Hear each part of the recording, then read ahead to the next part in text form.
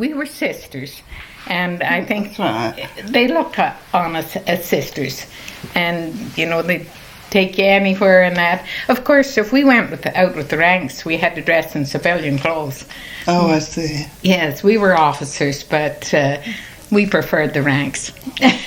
Well, they were more our age and Yes, our quite interests true. and that, like most of the officers were doctors and more senior people. It was a hospital. You fed your patients well, and they needed it. Believe me, those lads were wonderful. They looked after each other so well. You'd be on a ward, one nurse, and maybe have 30, 40 bed patients. You gave all the medicines, and the penicillin came in, and you gave it every 3 hours. I have given as high as 40 penicillins every 3 hours, and all night, Just when there'd be a new bunch come in, because they were likely infected, they'd just the open wounds. What sort of injuries did you have?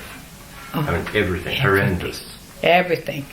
Remember one chap there, he'd broken arms, broken legs, broken ribs. He was just like that, And I would say that he got 95% of his care from the other lads in the room. They fed him and everything. But we gave intravenousness and blood transfusions. You didn't wait for a doctor to do any of those trifling things. You just, if it had to be done, you did it. Were there people suffering from shell shock as well? Was it recognised at that time? Oh, yes. Yes, it was.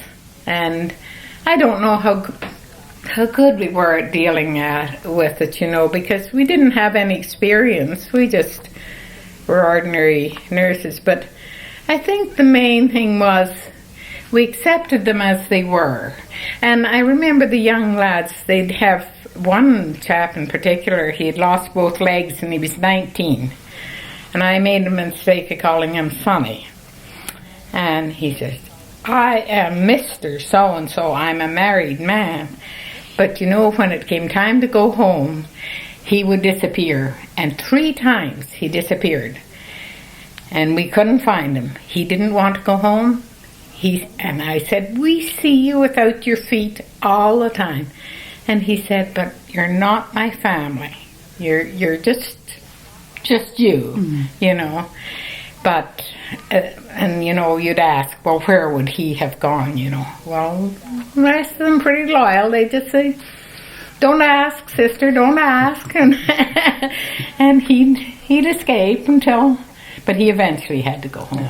But they'd be so young. And the maggots. I don't suppose you ever encountered the maggots in the wounds? That was a good way of cleaning them out.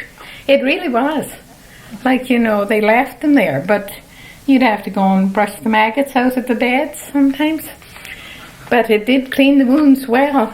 What were the facilities like at the hospital? Sedatives. Facilities. I guess they were adequate. They were, they wouldn't look like anything now. Everybody had a bed and a stand and a wash basin. And there was toilets, of course, and there was showers. They had... But as you say, the food was good. Oh, yes. They would spoil us. They really did. I remember the cook, Des, used to be. Yes. Yeah. How many hours a day did you work, and how many days a week? Well, as I say, very long hours. Yes, you were supposed to get, I guess, a day a week off, but it would more be in a clump. You get maybe 3 days off at some time or other. But you didn't, when the war was on, that wasn't important. You were there to do a job and you did it. But, even after the war was over, there was a lot of them that needed care. and friendship. And that maybe not so much actual nursing care as friendship. There wasn't room to take them home. Like they'd be crippled. There weren't hospital ships available to take them all home, because I was there from after the war ended in the spring of 45, and I didn't get home until August of 46.